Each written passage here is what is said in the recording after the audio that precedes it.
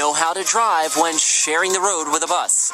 You must stop and wait. Those drivers that blow past school buses trying to unload kids, blow past kids as they step off their buses. I mean, it's like, what's so important? Are you running that late for work? The real NV87, the blind NV87, the NV87 who doesn't care what the screen looks like. Hi everyone, Happy New Year and welcome back to another edition of Driving Me Crazy reaction videos. So this week I'm going to play a video that's not on the Driving Me Crazy playlist for whatever reason.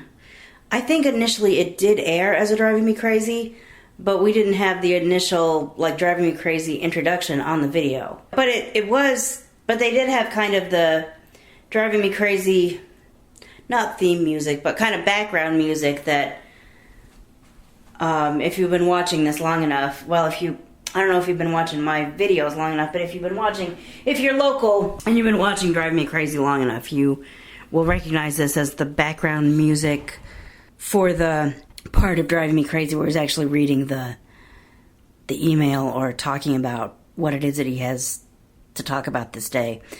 So on this particular episode, he talked about, this aired in September, and I want to play it now because if I have worked out my scheduling correctly, it is, what is today, January 2nd, 2020, and either today or Monday, everybody and his, I told you last week that Chris had a baby, well, Chris's wife had a baby.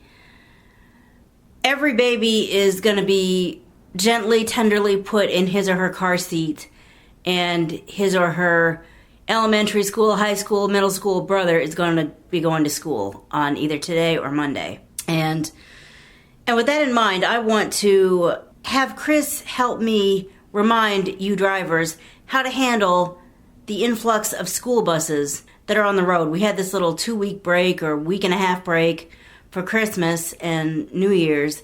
But now we got buses back on the road, and we got people on the road that you do hear about it sometimes. School bus and car meet.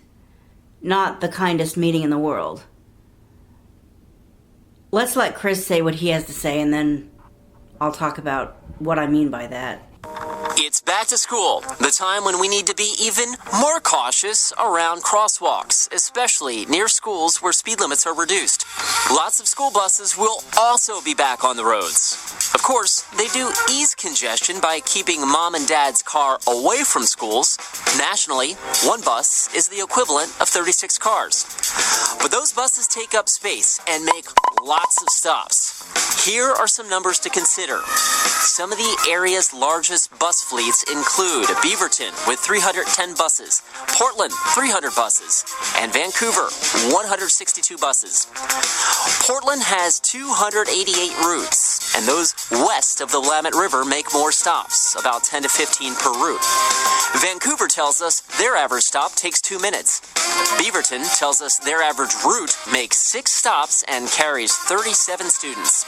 So know the bus routes in your neighborhood so you can avoid them, and know how to drive when sharing the road with a bus. Flashing yellow lights mean a bus is preparing to stop, and you should too. Flashing red lights with an extended stop arm mean that the bus is loading and unloading children.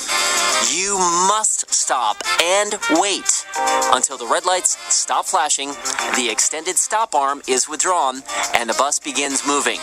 Then you can start driving.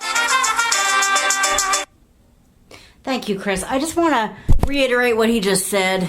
If you see those flashing red lights and the stop arm out, treat it like a red light and just sit there. Unless you run red lights, then don't treat it like a red light. Treat it like whatever you actually do stop for. By the way, if you run red lights, I'm too blind to know the difference between a red light, a green light, a yellow light, and a pink light, and I know that's not legal. Don't do that. But really, literally within 3 days, I do believe, of that report, I saw another report about, I don't think this one was local, but regardless of where it happened, this kid was getting off the school bus, and driver just speeds right past him, easily could have hit the kid. Thank God he or she didn't. But, I mean, don't. Just, like Chris said, red lights flashing from the bus, stop arm sitting out, you sit there for a sec. You sit there for more than a sec. When the bus is sitting there, flashing red lights and stop arm out, you sit there and wait for the bus to move again. Because he said after the lights stop flashing, the stop arm is withdrawn, and the bus starts moving again. That's when you can start driving. Now, does that mean you have to sit there for 5 minutes? Yeah, it might. Well, you know what?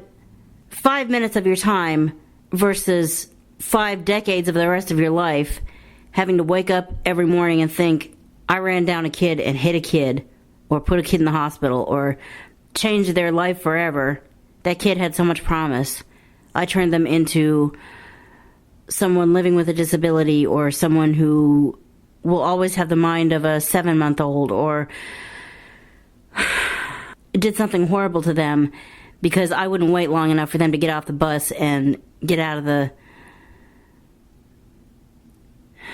street. And I mean, look, I'm sorry to be negative and morbid, but you hear these things and it's just those drivers that blow past school buses trying to unload kids, blow past kids as they step off their buses. I mean, it's like, what's so important that you just have to put people's lives at risk, young people's lives at risk? Are you running that late for work? Dealing with the consequences of running a little bit late because you stopped for 5 minutes and let the bus do what they needed to do, I think is preferable to the consequences of putting kids' lives at risk, hurting kids, killing kids, potentially hurting kids or killing kids, because you just have to race through there even though there's a school bus trying to unload. It's just... Please drive safely and carefully and in favor of the kids. Behave yourself when you're sharing a road with a bus, and Happy New Year, and thank you for watching. Please follow me on Twitter, or if you must, on Facebook. Check out the description below for services and petitions that I believe in, and I'll see you in the next video when you hear what I have to say.